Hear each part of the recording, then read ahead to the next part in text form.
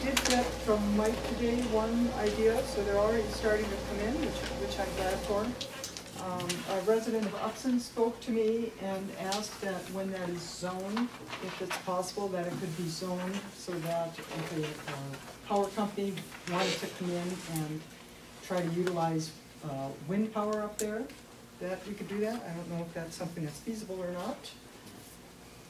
Yeah. Under the zoning. Yeah, I mean, it would be something that maybe the town would want to consider when they start looking at their comprehensive plan in the future. Mm-hmm. You know, which will be looked at by multiple times because before that reclamation happened. You know, so you know that'd be something that would be a kind of more of a comp planning thing. But absolutely, that's very feasible.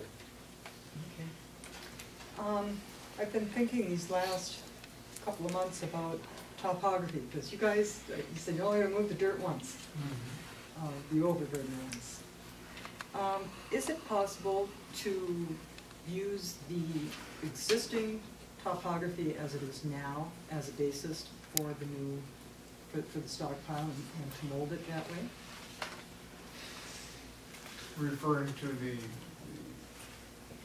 elevation changes and differences and whatnot? Is going to probably pretty much resemble that area. I mean, it will blend in. It obviously won't be in the same places. I mean, Right, it's going to be all going to be a couple hundred feet high, huh? It'll be where it's high now. It's going to be high somewhere else, and move around that aspect. But in general, I don't see an issue with laying it out in the same types of contouring and layout. Okay, just to use that as a guide. The other thought I had was, we saw your video where there was a penitentiary built on reclaimed mine site, a Boy Scout camp. I think there was some ball fields.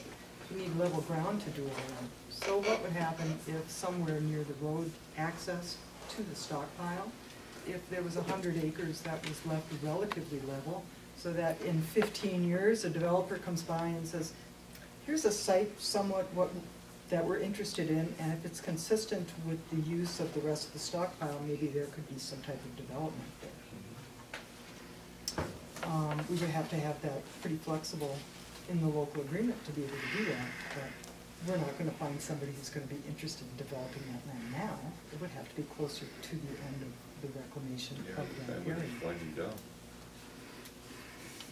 Something to think about? Like, did you get that other email from Mike about the RV park? Yes, I did. I did. Something like that would basically be what you're kind of talking about. You could, well, if you had something like that into it also, you know? You know, if we had an RV park, would it be good to have it closer to where that eventual lake's going to be? That's what it should be. Okay, I think so. And then stocking the lake with trout and all this other good stuff in it. And it was interesting, he talked about not allowing motorized boats on the lake because he's assuming that the water's going to be very clean, and he wouldn't want to harm that. That was interesting for me because I grew up on that open pit in Wakefield, and my father was always very much against motorized boats on that lake because of the cleanliness of the water. We still don't know yet if there's going to be an outlet. No, that's correct.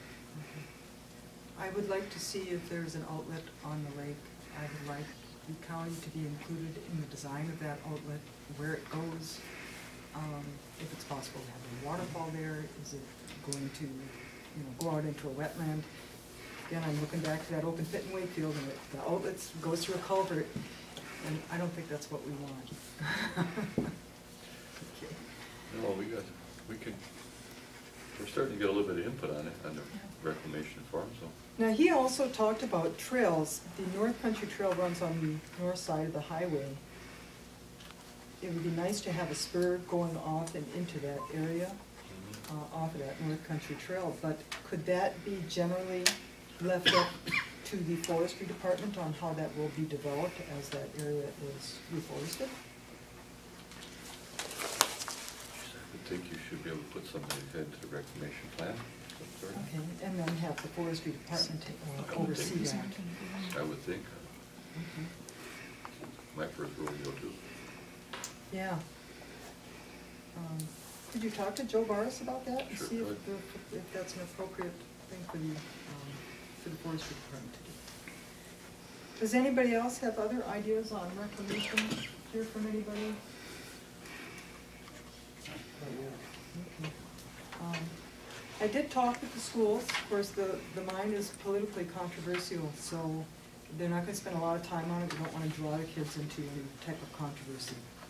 In the Hurley School, the 8th graders have an earth science class, and the reclamation plan will fit into the curriculum there, because of course they have a curriculum they need to follow. And over in Mercer at the alternative school, that will also fit into what their science curriculum is. So they'll probably only spend 1 or 2 classroom periods on it, not a lot of time, but enough to talk about an issue that is timely and will fit into that curriculum. So I should be hearing from them prior to our October meeting to see what their kids have come up with and what's up over there. Okay? Well, let's keep ourselves open for recommendations on reclamation. If anyone else has some ideas, send them out to us. Tell you what. And at our next meeting, there's going to be public comment on reclamation ideas. So if people come, it'll be nice, because if we have questions regarding their plan or what they may know, we may have people with particular expertise, like Jeff Wilson. So we can talk and kind of hash things out, and hopefully we'll be able to wrap this up somewhat in November. We have to be specific enough so that the mining company knows what to do with the land, but broad enough so we have flexibility so that we can change things around a little bit as the needs arise, and find out what works for the mining company, the community, and the DNR. So, okay. I think we've got a good start. Any further discussion?